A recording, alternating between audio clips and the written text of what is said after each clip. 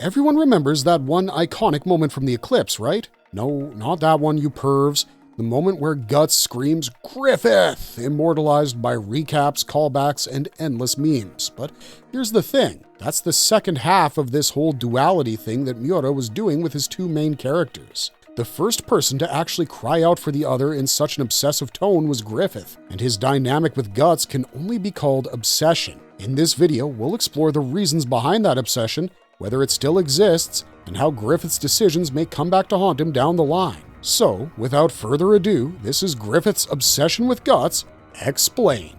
The most important instrument of Griffith's dream and the man who killed it. To understand the topic of this video, it's crucial to understand the two key aspects of Griffith's personality: narcissism and obsession. Griffith hides the former quite well, but it's impossible to hide the latter when your goal is world domination. And if we're being honest with ourselves, his narcissism stems from his obsession. Ever since he was a child, Griffith has honed himself to the edge of perfection with the aim of breaking beyond it. He has always aspired to kingship, so he has always worked 1,000 times harder than others at making himself indispensable. Griffith is a master of not just battle tactics and swordplay, he's the rare Jack who masters every trade he plies. He knows that the path to a throne will require more than steel and fire, and keeping the throne will need even more than that. History, philosophy, culture, art, these are subjects that all nobility are interested in because their daily concerns go beyond worrying about survival. But at the end of the day,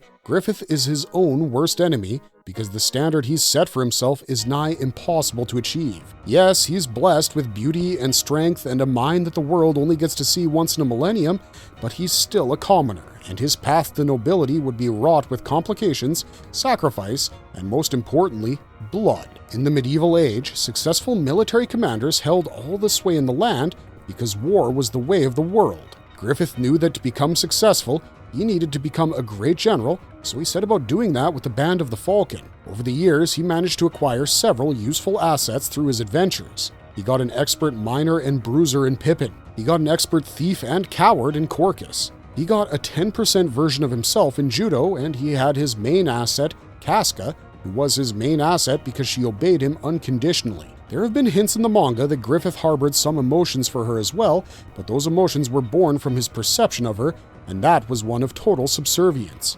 Casca was good for Griffith as long as she listened to him completely, and that went for everyone else too. For all their upsides and advantages, none of Griffith's men were as competent as him in everything, so he never thought of them as equals. To him, an equal was someone who was just as obsessed with achieving their goals as he was. He was grateful to his soldiers for their service, which added up in the grand scheme of things, but he wasn't really happy with them. In his mind, they were a means to an end, and even if Judo or Pippin or Casca were to perish, he'd mourn them, but he would also replace them after an appropriate period of time, because their loss wouldn't change anything in the grand scheme. Griffith was the one who was masterminding every action the Band of the Falcon took. He had a reputation for commanding complete obedience, and based on some of the reactions that the Falcons give when Guts breaks the chain of command, it feels like he has strict punishments lined up for those who don't obey his will. That doesn't usually happen because all of Griffith's men are enraptured by his vision and talents, and because Casca gets to them before he can.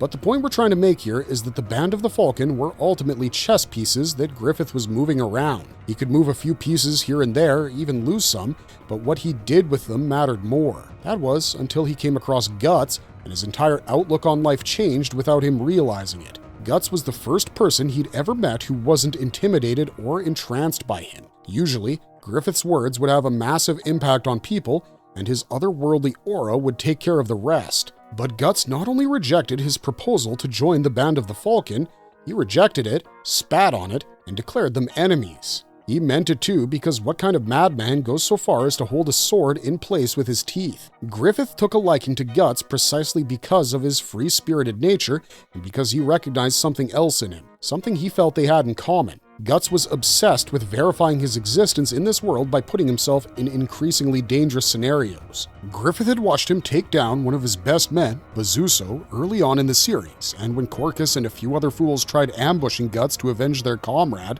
Griffith watched as the lone swordsman cut down armored men on horses. He was outnumbered, he didn't have the proper equipment, he barely had any prep time, And yet Guts killed 2 falcons and nearly killed Griffith's second best fighter that day, all just to defend himself. This obsession is what Griffith was attracted to, because he knew that a survivalist like Guts could be turned into the ultimate weapon. Guts was an exceptionally strong warrior who was still in the youth of his life. At 15 or 16, he was cutting down grown men like it was nothing. Imagine how strong he would be at 20 or 25 or even 30 if he lived that long. Griffith had a lot of capable soldiers in his band, but none of them could single-handedly sway the outcome of a battle quite like Guts could.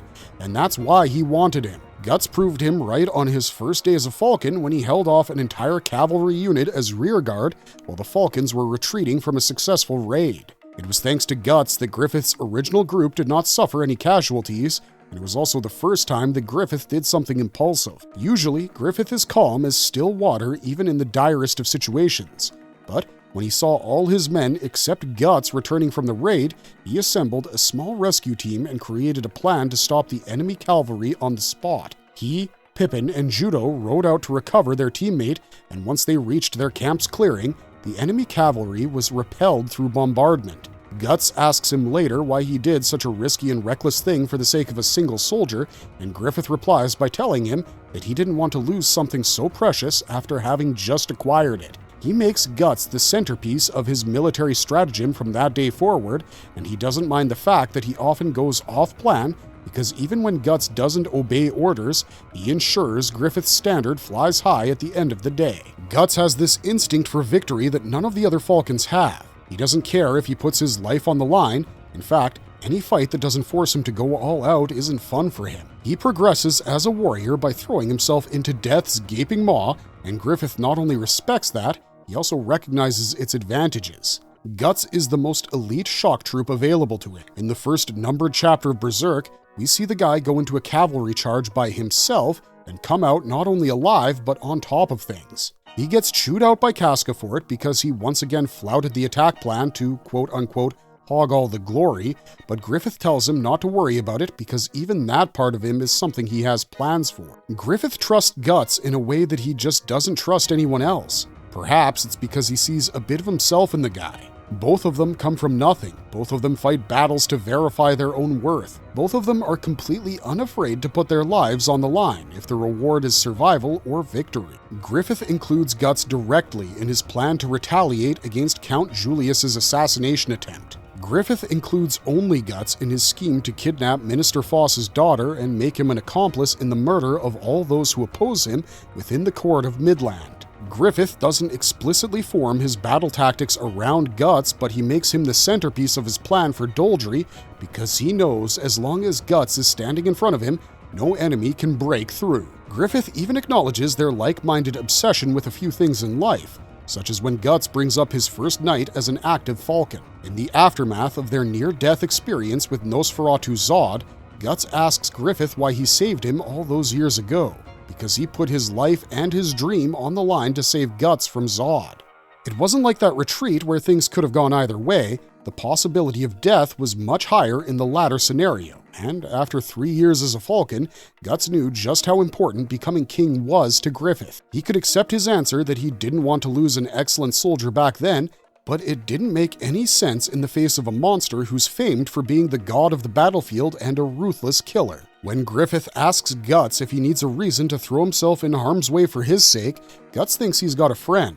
But this is where Griffith's narcissism comes in. The White Falcon said that to his best swordsman in a moment of vulnerability and whimsy. When he was conscious and with Princess Charlotte, he expressed his true thoughts on the concept of friendship, and Guts wasn't included in it. Griffith said that to him, a friend was someone who was equal, and by that metric, the Guts he met before the latter joined the Falcons had more of a chance of being his friend than his raider captain ever would. Guts is, at his core, a man without a dream. To Griffith, a life spent in the pursuit of only survival is not a life worth living. His friend will sacrifice everything that is theirs to pursue their dream, even if it means standing up to Griffith. He didn't know that Guts was listening in on this conversation because if he did, perhaps he wouldn't have worded things quite so harshly. Guts became inspired by Griffith's speech to Charlotte to find a purpose for himself, and he decided to leave the Band of the Falcon. He didn't plan on telling anyone. Casca found out because he let it slip, and once she found out,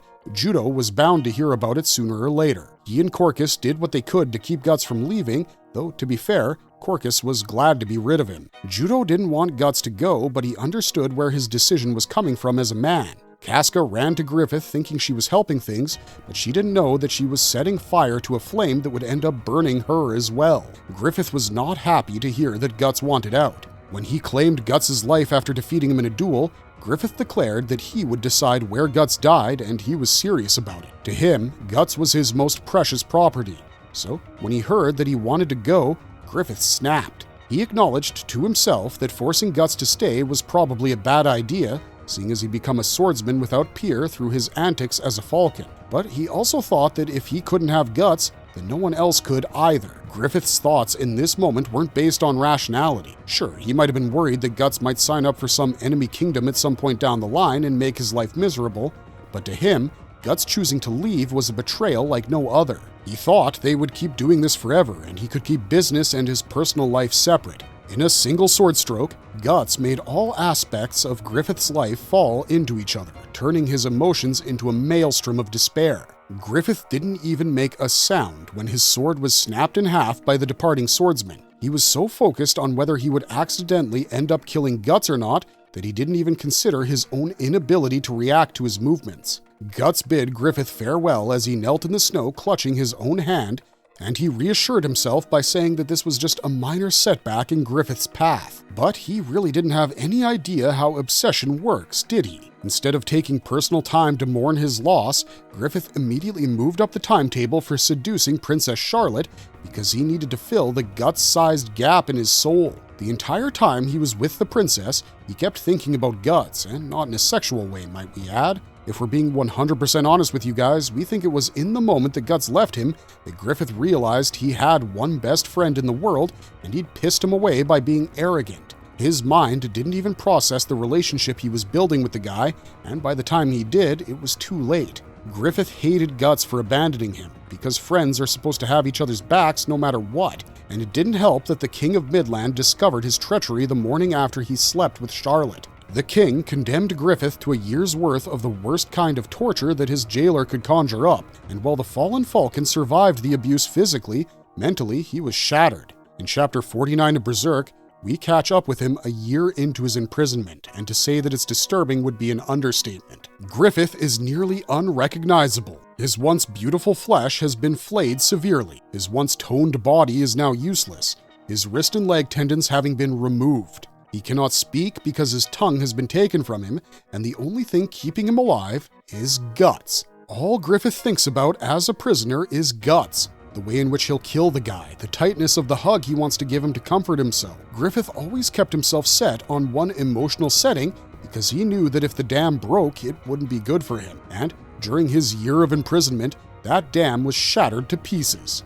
Griffith became so obsessed with Guts that his dreams started fading in his mind's eye. This was the first time something other than his ambition was taking up so much space in his mind, which makes sense considering he has nothing else to do but brood.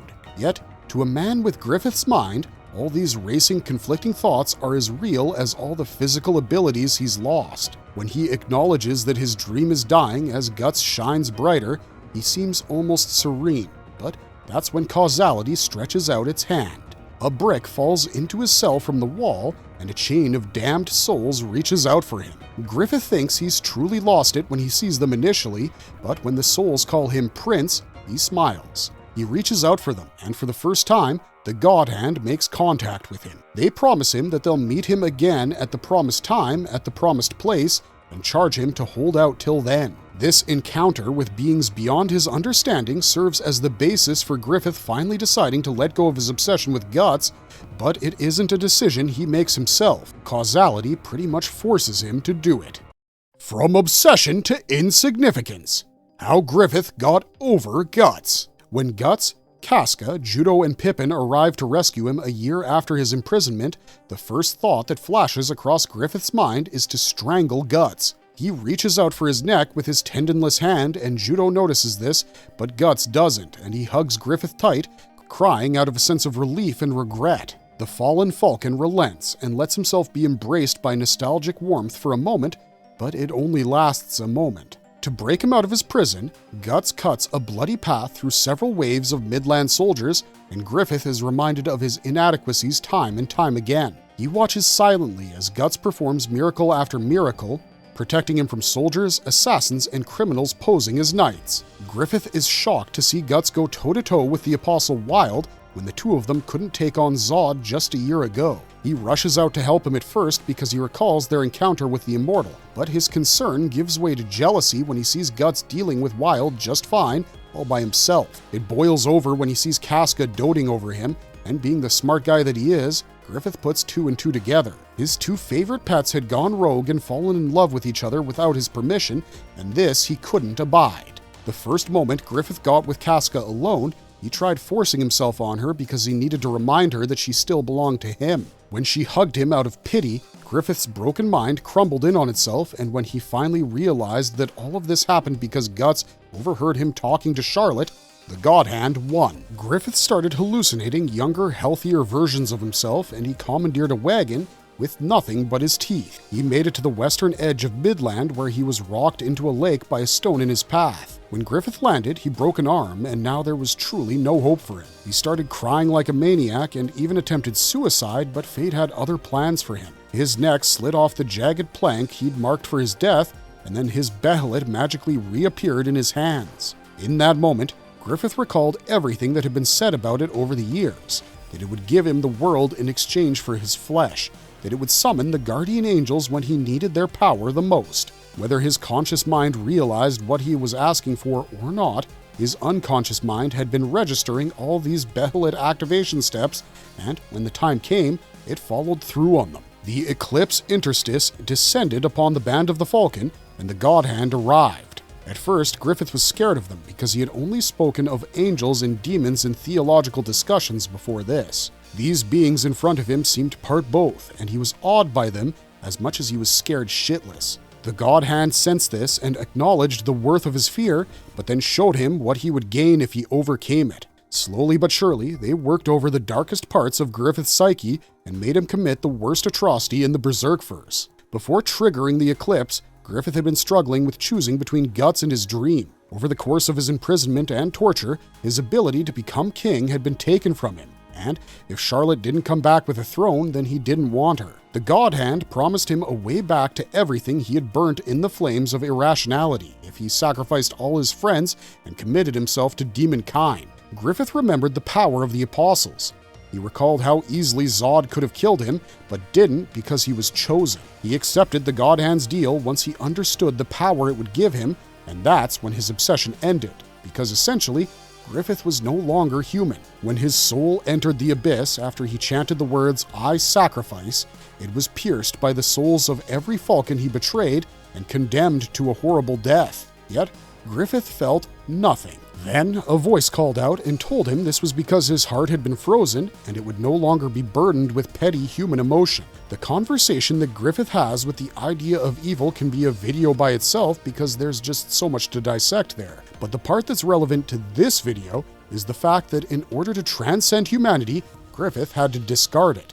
And in doing so, he also discarded all his human emotions towards Guts. Many people think that his first act as Femto was motivated by the feeling of vengeance, but that's not true. Griffith, in that moment, no longer cared. His heart was frozen, and he felt nothing when he saw both Guts and Casca on the verge of death, two people he had cared for deeply in his human life. The reason he assaulted Casca sexually and made Guts watch is actually a lot simpler and more disgusting than personal imposition. It was to show both of them that they had no power over him anymore. In Griffith's mind, the reason he was captured, the reason he even spiraled out of control in the first place, was because he gave someone else power over himself. In his twisted mind, becoming friends with Guts was empowering him and giving the reins over to him. This tells you volumes about Griffith's fragile social outlook, but what's even more telling is the fact that to make his point, he did the most extreme thing he could have thought of. He raped Casca and forced Guts to bear witness to his worst childhood trauma.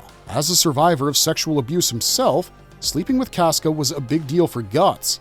In fact, he nearly choked her out because of his PTSD, and it took her accepting all his flaws verbally for him to finally calm down. Griffith himself had once saved Casca from being assaulted, and in his mind, she repaid him by getting together with Guts.